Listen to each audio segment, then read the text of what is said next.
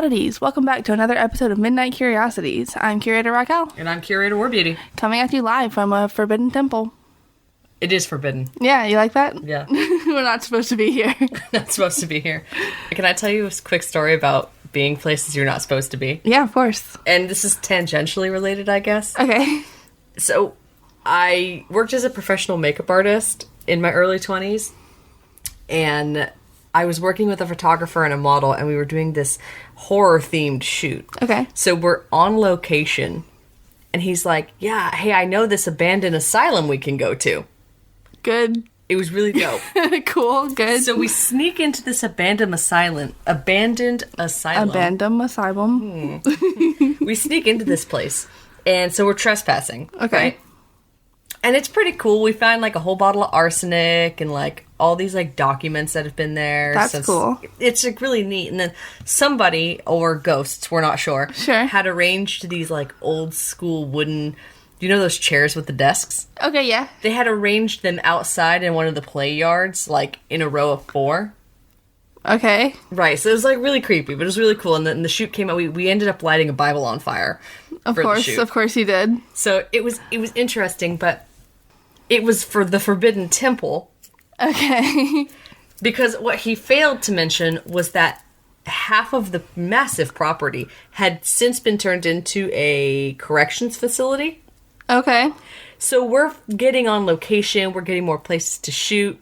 I did an entire, like, mini YouTube clip series about this years ago. I'm wearing this ridiculous sun hat. We're in a swamp, and the model has to, like, she has to, like, we have a raw fish with us because part of it was she had to, like, rip the guts out of the fish. Okay, sure.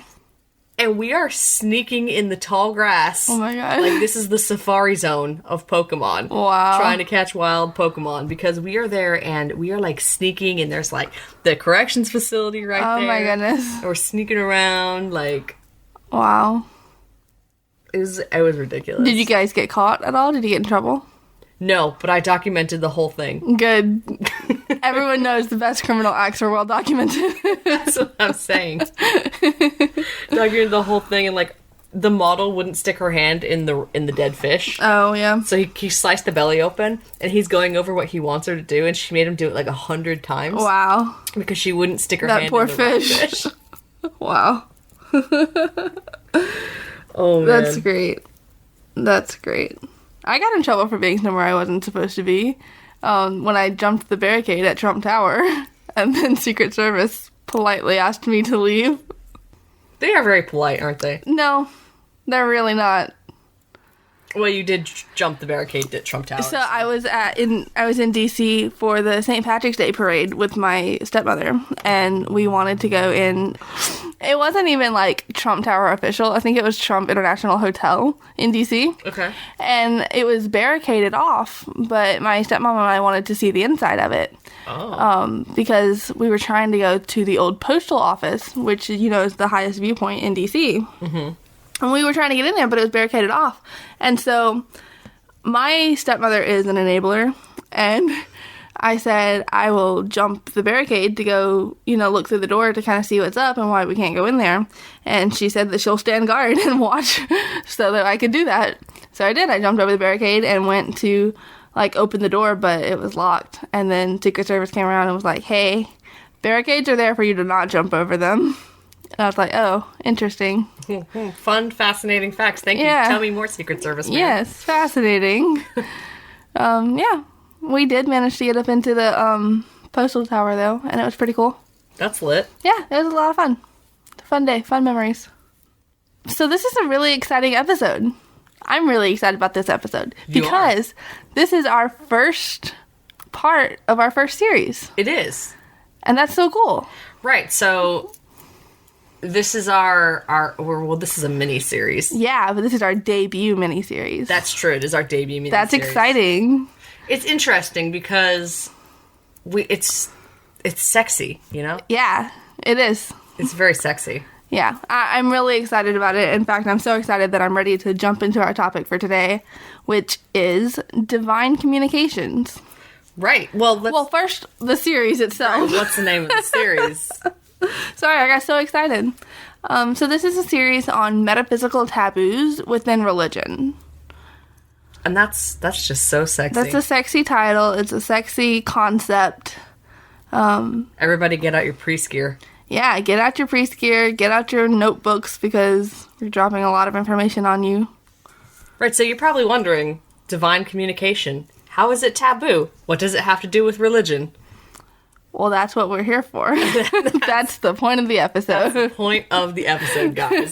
Good job. We're all on the same page here. Divine communication, what do we mean when we say that? Well, ultimately, it's if you communicate with the divine, so in this case, I'm just going to say God or gods. Sure. Or, well, there's two school thoughts here, and we're going to talk about them both. So the first school thought is, can anyone, can your average person communicate with God? Or, the other school of thought, which is the prevailing worldwide school of thought, can only certain appointed people communicate with God. Okay, that's interesting, because from the Christian background that I grew up in, it's kind of known that, like, everyone can communicate with God. Like, that's the purpose of daily prayer. Okay, well, let me further clarify. Not that we can't communicate, but, like, communicate is in the two-way street. Oh, like God communicates to us. Yeah, does God talk to you? Oh, okay. In that case, no. Right, so the prevailing thought is, no, God does not speak to everybody. But that's actually changing with the rise of paganism. Yeah. Because pagans believe that everything has divine quality for the most part, and that God can, in fact, speak to the layperson. Right. Versus your, like, paid, trained clergy. Okay, right, of course. So what does that look like? So I don't know what our listeners have going on in their lives. I don't know if they believe that God can talk to them, or if God can only talk to their appointed leaders, but let's break it down. Let's go to God talking to appointed leaders only. Okay. I'm gonna be just honest with you. There's no historical basis for it. Really? So, there is, but there isn't at the same time. Because the idea, that concept, comes from a clergy caste. Basically, like... Okay. It is still a job today, but it is less respected today because religion is not an integral part of our day-in, day-out agricultural survival needs. So this has sort of been kicked down the tier ring by society. But clergy, that was a wealthy, high echelon member of society. Right. So personally,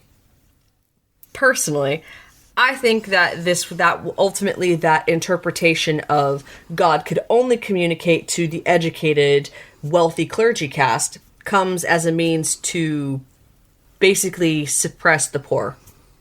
What about, like, I'm thinking way back in the day when, like, kings were appointed by God. Right, so you have two kinds of kings that did that. So you have kings, and you see this in Egypt, where a god came to a king in a vision and said, hey, this is it, this is your time. Okay. Or you did have the other way, where the clergy appointed the king. They said, I had a dream and God spoke to me and he said Frank was supposed to be king. Gotcha. Right. Again, that was really politically motivated. I mean, clergy was a big deal. They were nobility, essentially. Right, and there's a lot of room for corruption in there. There's a lot of room for political motivation. Of room for corruption. And so this is ultimately what you're seeing when you see a God can only communicate with the prophet or with the appointed. I can't think of the year. I'm trying to think of the year. Anyways, a really long time ago, there was this sort of switch in mentality. I mean, like a really long time ago. There was that switch over in mentality where people started... Okay, you know what? Let's back this up. Okay. Let's talk about what divine communication even really is. Yeah. So basically, it's And we're all going to pretend. We're going to live in a pretend land. Okay. Okay, we're all Smurfs. I'm there. I'm in your pretend land. Okay, let's say we have a deity. Okay. Right? And this deity is known to communicate and send symbols and signs. I mean, pretty much like now, but it's overtly obvious, and the deity is real, and we all know this deity is real. Okay. Okay. So what divine communication looks like is that a deity sends a message, and our mortal little brains, our little pea brains, have to interpret that message, because very rarely is the message direct. Right. There's not many instances that you can sort of quantify that you can be like, wow, you know, that has a lot of weight and it's not motivated or biased. There are very, very little instances of that where a god has come down and said this, and this exactly. Right. Right. Now, most of the time, it's up for interpretation. Sure. So, you have, let's say all of us are able to receive this divine inspiration. Well, we're all not going to interpret it the same. No, we are not. So this is what a lot of people don't realize about divine communication, and this is why, and we hit on this a little in divination, is that it's such an individual experience for everybody that how could you possibly interpret that correctly? Right. And it's going to be interpreted differently from person to person. So I'm going to receive a message from our God. You're going to receive the same message. Right, but your interpretation is no less valid than mine. Correct. So we're going to have, you know, we live in this imaginary land. So we're going to have a similar interpretation because we have the same climate. We're going to have the same cultural experience. We're going to have, Sure. you know, the same ideas and values. But we have different life experiences. We Right. have those norms that we grew up with, that tradition shaped us differently. Now, it'll look similar, but it shaped us very differently. So that's when, now take that, and let's say this one God gave messages to several different, this idea of God gave this message to several different cultures in our imaginary land that lived in different climates, that had different hardships, different values, different tribal systems. That's going to shape how they interpret the message. So this is what you're seeing with divine communication, is that people who say, well, God can only speak to the select few. Well, I genuinely believe that is because everybody can receive this divine wisdom, but the interpretations are so wildly different that an uneducated farmer is not going to have the same interpretation as the educated clergy caste. Do you think it's also kind of a bit of like people could be receiving divine messages without realizing it and without maybe giving it the proper like thought and weight that it deserves? Absolutely. I It's the think, same as we discussed like omens. Like you could be receiving them and not notice. right. It's absolutely, you know, it's part you believing in it, but Of course. the other part is that undeniably there is this intangible, unknowable, uncomprehendable force Sure. that makes everything move. You could be getting messages and have no clue. Right. Now, as someone who strongly believes in divinity, in the concept of God and gods and goddesses, I think that people constantly are receiving messages, but they just don't know it. I kind of agree with that. I think that if you subscribe to the idea that the gods or God can directly speak to their followers, why would you assume that they're not? You know, if they can, they will. Yeah, that's so interesting you say that.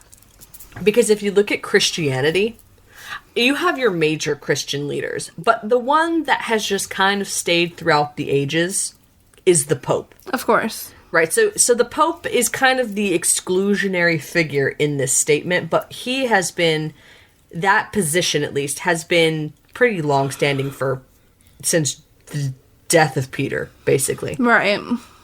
So, what's interesting, though, is that with the exception of the Pope, you don't see prophets. No, you don't. I think that prophecy is something that kind of died with the rise of mental health awareness, because anyone that says they have a prophecy for the future is immediately, deemed insane.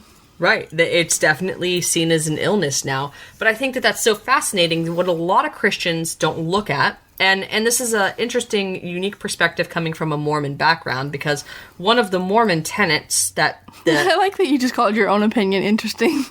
Thank you. I think it really is when you look at it in the whole Christian sense. Is that...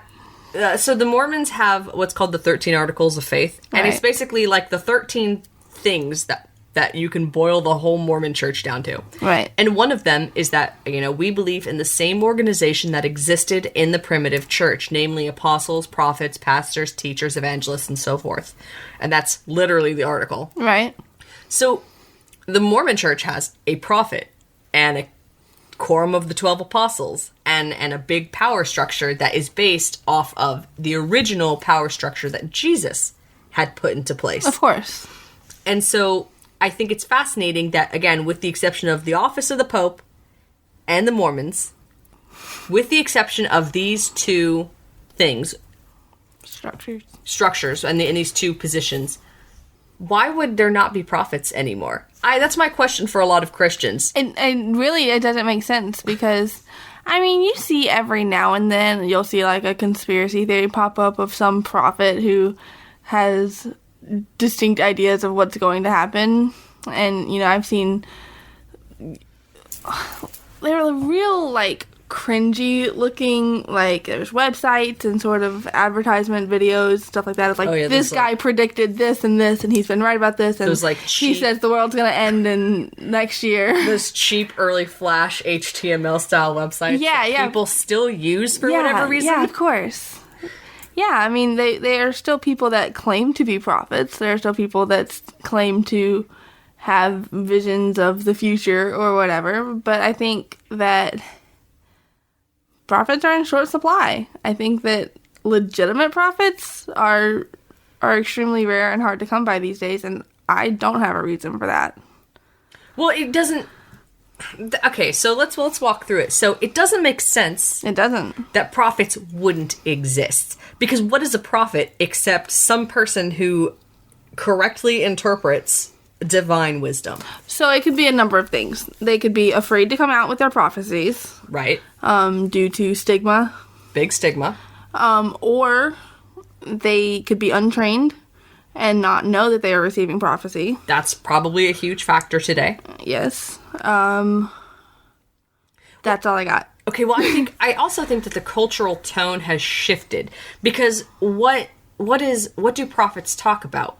There's the only thing that prophets talked about that are the end of... So this is what kills me, is that everyone who's like, oh, you're a prophet, has to somehow, for whatever reason, predict the end of the world. It has to be apocalyptic. It has to be apocalyptic, but there's only one instance of that in most mythologies. Right. Of a prophet predicting an apocalypse. Right. All the other prophets are just teachers. Right. They're just spitting wisdom. They're like, hey, yeah, so I was talking to the Big G, and they said... what the millennials call the Big G. Talking to the Big G, it's from the Gen Z Bible. Yeah, they said that it wasn't cool to not hug your mom anymore. So we're all going to start hugging our moms more. Right. I think a lot of it could be a respect thing. I think that prophets used to be well respected. Because they were typically either... And thus their advice was heeded. Crazy people off the street, or they were members of the clergy caste a lot of times. Right. I think that they're not well respected anymore, and therefore their advice is not given credence. Well, so I actually want to hit on that for a second, because it's interesting you say that, why they are not respected anymore. So if you look back, a lot of prophets were educated members of the clergy system at some degree. And that's how they became prophets. But why did only clergy members end up becoming prophets? Or, why do you see such a heavy correlation between the clergy and prophets? Well, the clergy were educated. Yeah, and training. They had training. And I hate to break it to you guys. So, you could be naturally talented. And there are certainly very famous incidences of naturally talented people who just did it. Who just had that natural, intuitive genius. Nostradamus? But he was educated. Oh, yeah. So there's not a whole lot of instances of people who were not, to some degree, educated. Now, keep in mind, back in the days of prophets and prophecy and all these things, reading is not... Illiteracy is huge. Yeah. Most people can't read. So who would read to the town? The priest. And you would have people who could read, people who could write, and you had people with for their time period, a high science comprehension, because religion and magic and clergy are all in the same pool. Right. So you had people that had a high comprehension of science, which means that their ability to predict outcomes is going to be much higher than an illiterate farmer who only knows the basic science of growing plants. Not that the people were stupid. They certainly were very intuitive, but now you have someone who can understand and explain what phenomena is happening to them, which is why you see so many prophets in the clergy caste, simply by means of education. That makes sense. So what I think is a kind of I'll call this a disease, okay, if you will. A sort of disease of the modern day is that people are, on the whole, educated. Literacy rates around the world are the highest they've ever been in history. Right. And so now you have people who have basic understanding of science. We have a world that has advanced scientifically. You have a world of people who have reading comprehension, who can read and write. You have multilingual people, and that's more common than not, is people who speak multiple languages. So now you have a much more intelligent populace. Well, now clergy is not a very special... Well, the thing with that is that with more education comes more skepticism. People are less likely to trust others when they have their own education telling them that this is something otherworldly or nonsensical. Right. So you have educated people who are skeptics, and now when somebody comes out and says, well, I think the big G said this, they're going to be like, but did they? Or are you just crazy? Here's some Prozac. Right. And we trust our intuition a lot less. Whereas the farmer, the illiterate farmer way back in the day, only had their intuition to trust. They had to trust and take faith that what that clergy person, what that prophet was saying was in their best interest. Right. And was in fact from the divine. And to a lot of people's credit, way back in the day. Now, of course, there is always corruption was huge. Always. There's a lot of purposeful misinterpretation, a lot of politics, bureaucracy, because it was a educated, high up echelon class. Right. To some of the credit, and this is really sad, because people can only ever think about how corrupt priests are.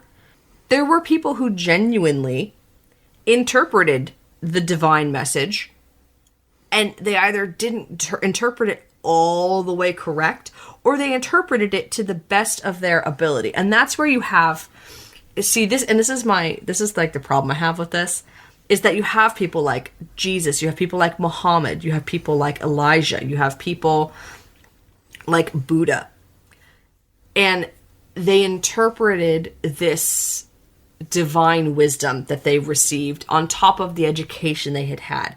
And they did so for the benefit and the embetterment of humanity. Right. But and that's why you know those names. Those are like the great originals, because they are the ones that really had that, like, they got lucky. Of course. But they were also talented, and they were blessed people, and they interpreted this divine wisdom. And it was to the embetterment of so many lives. But after them, you have what I call the Lackey syndrome. Imposters. Yeah, you have the imposters that come in, and not all of them are imposters. Some are genuine people who are genuinely receiving divine communication. Right.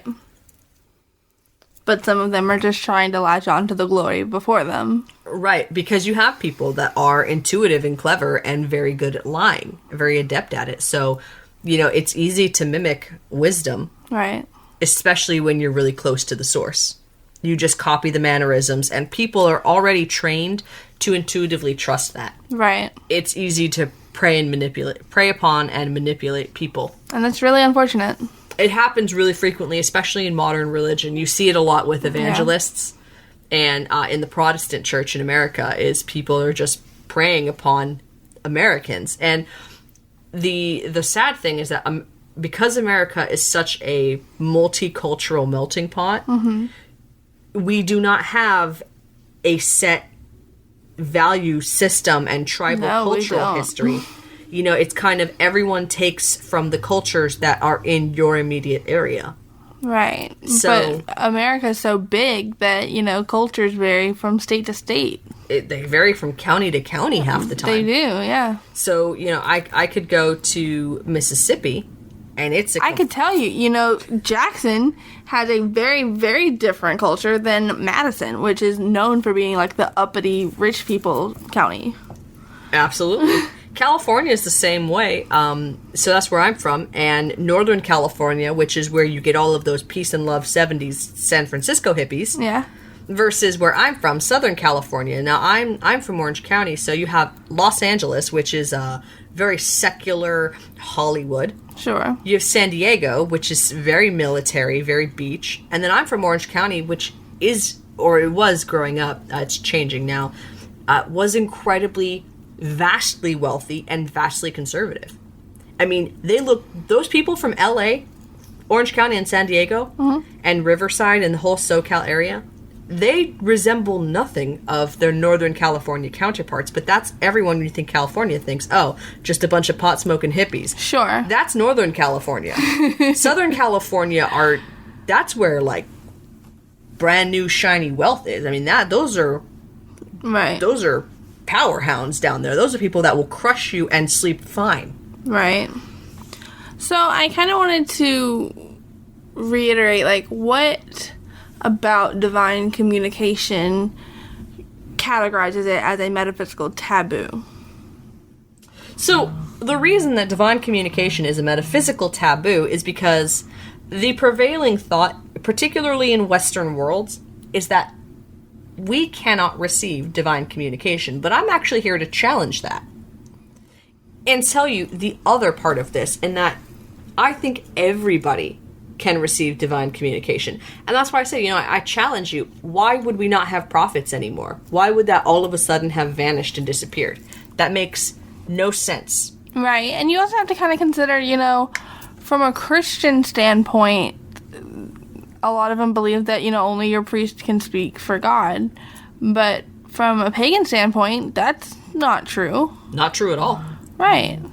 It's not who can speak for God. It's how can speak for God, or gods, or goddess, or whatever the concept is. So, on the flip side, where everyone can receive communication, this isn't some free-for-all where we're like, oh yeah, we're all constantly like, I'm receiving divine communication consistently, and, I can speak for my god or goddess just all willy-nilly whenever. No, there's a lot of training and education still. There is. That goes into it, and it is not easy. No, not easy at all. So a lot of people have the latent talent and the latent intuition to understand that, hey, what I'm receiving is like essentially divine, but they don't have the training or the knowledge or education to know how to interpret it, that it even is interpretable. Because a lot of times it's just jumbled nonsense. Right. So it's like receiving a few lines out of a whole string of code, and you're like, what do I do with this? What does this mean? And it's not even in a language you speak half the time. Right. So, there's still a lot that goes into it, but the reason that this is a taboo is because most people would argue with that. It's taboo to be like, well, yeah, I talk to God all the time. Right. It's taboo because of the stigma that comes with it. Yeah, absolutely. And I don't think that there should... Now, of course, this is War Beauty's opinion. I don't feel that there should be a stigma. It's the name of the podcast. What, War Beauty's sticker? Yeah, War Beauty's opinion. Listen. But am I wrong, though? No, you're not wrong. Feel free to send us mail if you think that I'm wrong. It is the taboo because it's not something that you can safely claim to do these days. If you claim that you are speaking to a divine force, more often than not, you will be committed. And that is unfortunate. Right. So, and I don't want you guys to sit here and go through your little handy-dandy notebook of how many paranoid schizophrenics are actually just prophets. I'm sure that there have been cases... Sure. Of people who, and maybe not schizophrenia specifically, but of people who are diagnosed with those level of mental illnesses. And sure, and they are very, very frequently misdiagnosed. Very frequently. So I'm sure that there have been genuine cases where someone is misdiagnosed with that, but how common is that? I really couldn't tell you. Right, because you have to take into account also, like, actual mental health science is that some people are genuinely just sick. Right. And so it's a really touchy subject. It gets really sticky in there because you don't know if it's an actual mental illness or if someone is actually a prophet of the divine. And, I don't envy the doctors that have to make that call. So are you a prophet of the divine? Let's cut right to what everyone wants to know. Do you consider yourself a prophet? I don't consider myself a prophet. I do think that my gods speak to me from time to time. Sure. But I don't carry the confidence to speak on their behalf. Sure. But, I think that I am a layman that does receive divine communication. I would agree with that. I think, like I said, most generally educated people and are able to receive divine communication. Now, what's really controversial about this is that we're women. Oh, yeah. Now, that's a whole other can of beans. Really? Oh, yeah. I guess you don't really consider... Yeah, I'm thinking, like, through all the famous prophets that I know. All men. They're all men. All men. Yeah. Women are not considered able to communicate with the divine, which is interesting. It's kind of backwards. Most religions, if you really dig through all the dogma and you look at how religions view women and the ability to give birth, they view the ability to literally grow a human in your own body. Yeah, that's pretty divine.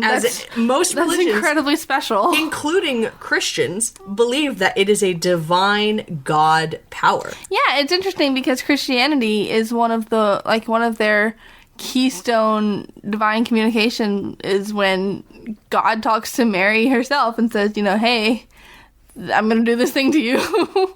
Hey, by the way, you're having my kid. By the way, you're about to have my baby.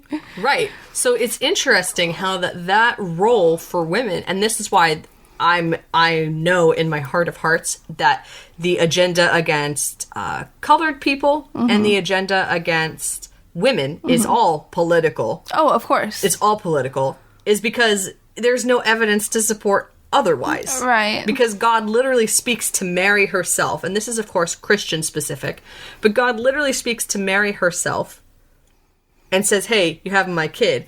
And a lot of religions view having a child and being able to grow a human as a literal God power. It is. I'm thinking now about, like, most famous prophets have been kind of Christian tinged. I can't think of any, like, pagan prophets throughout the days, but I from what I know of, pagan religions, they tend to be a little bit more female heavy. Yes. Oh, man. So it seems like Christianity is the one that really just doesn't want to give women the power. What does not just Christianity. I mean, you go into modern Hinduism has a big problem with that. Modern Islam has a problem with that. Okay. See, I'm just not as familiar with those, so right. It is very difficult to Sure. speak on them. But I mean, Muhammad. I mean, that's Sure. Muhammad and Buddha are the two biggest name prophets that are not Christian. Most people will know and comprehend right off the bat. Right. And they were guys. And right. their religions don't necessarily look favorably upon women. That's really interesting. Yeah, and it's also interesting. So Islam does not have this, but Buddhism does. Considering that whole system has female goddesses that are very powerful, including Hinduism has, you've got, I know them, and then when I go to say their names, right, you cannot remember any of them. Yeah. I'm thinking about, like, really old, like, ancient religions. Like, I keep thinking about, like, Istis and her priestesses and how they were, like, revered and worshipped. Right. Well, I mean, you have that. And it's really fascinating as I think, too. I mean, if you can go back to just the Greeks, which is not... It's a long time ago, far ago, but not that far ago. Right. It's just from, like, Mesopotamia. Right. You go back to the Greeks, women were powerful. Yes. But we have this weird notion that women were not powerful. Yeah. But, like, your priestess, your seeress, that was a chick that held power. Here's an example of a pagan chick that held power. Vulvas. Oh, yes. In the Norse.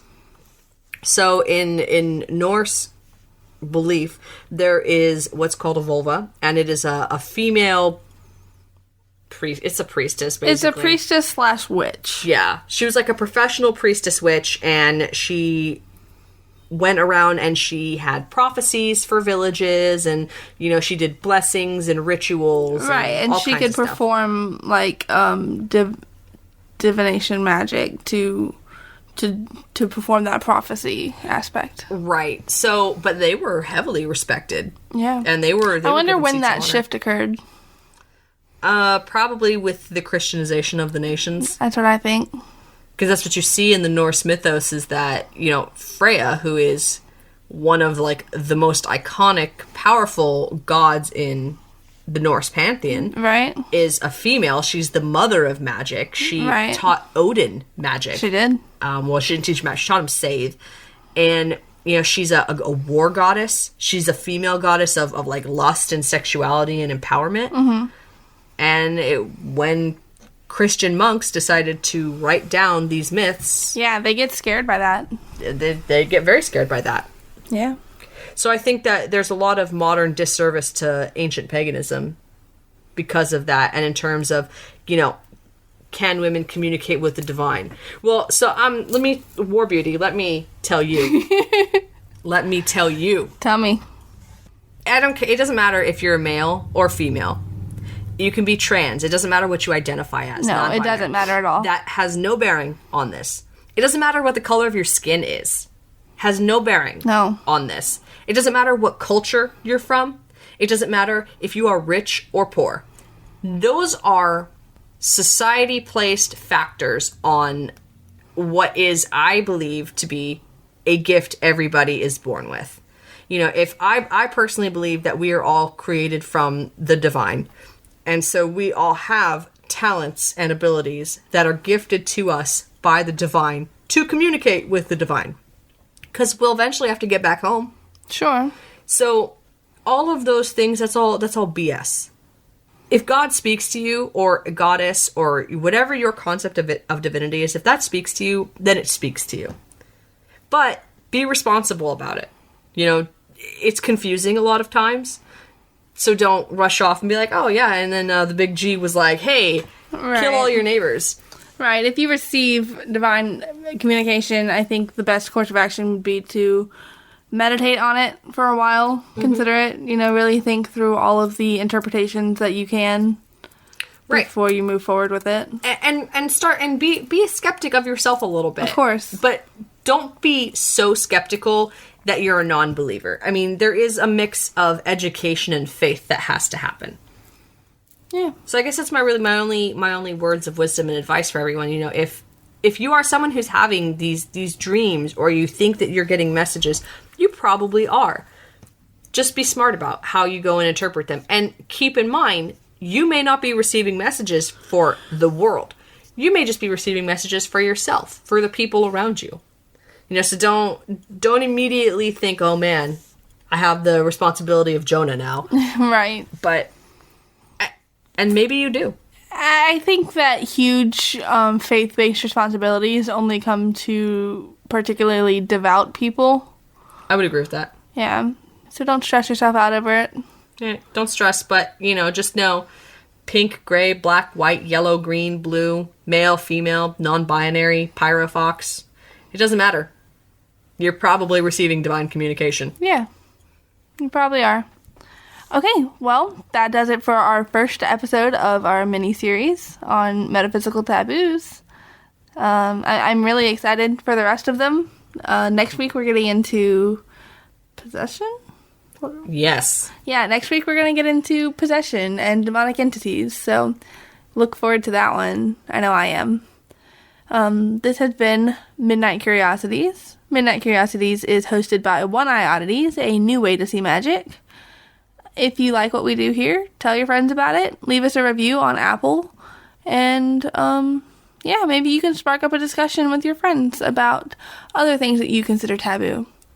Maybe your friends are receiving divine communication and they're just waiting for you to ask about it. It could be. If they are, let us know. Go to our... let us know. We have a lot of socials. We're everywhere on social media. Just look up Midnight Curiosities. You can even look up One Eye Oddities and you'll find us. You will find us, and we'll be there, and we're eager to hear from you guys. We also have a Reddit. It's r/occult sciences. If you guys want to start up a discussion in there, we'll be more than happy to join you.